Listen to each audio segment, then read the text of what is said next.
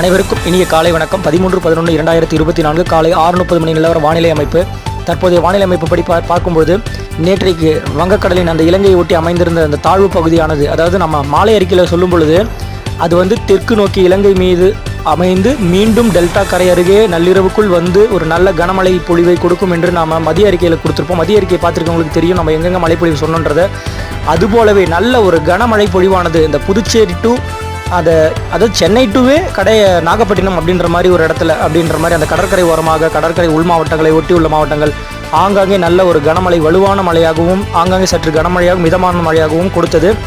தற்போது அந்த ரேடார் அமைப்பு பார்த்தாலே தெரியும் எந்தெந்த மணிக்கு பார்த்தீங்கன்னா எப்பப்போ தொடங்குனது அப்படின்ற மாதிரி கொடுத்துருப்போம். அந்த ரேடார் அமைப்பு பார்த்தீங்கன்னா ஒரு 10 மணிக்கெல்லாம் தொடங்கிடுச்சிங்க. அந்த அது புதுச்சேரி நெருங்கி வந்து அப்படின்ற மாதிரி தொடங்கின மழை சென்னைக்கும் பார்த்தீங்கன்னா நள்ளிரவில் அங்கங்கே ஒரு மழைப்பொழிவு மிதமாக கொடுத்தது. இந்த தீவிர மழைப்பொழிவானது புதுச்சேரிக்கும் மற்றும் அந்த நாகை இடைப்பட்ட பகுதியில் ஒரு நல்ல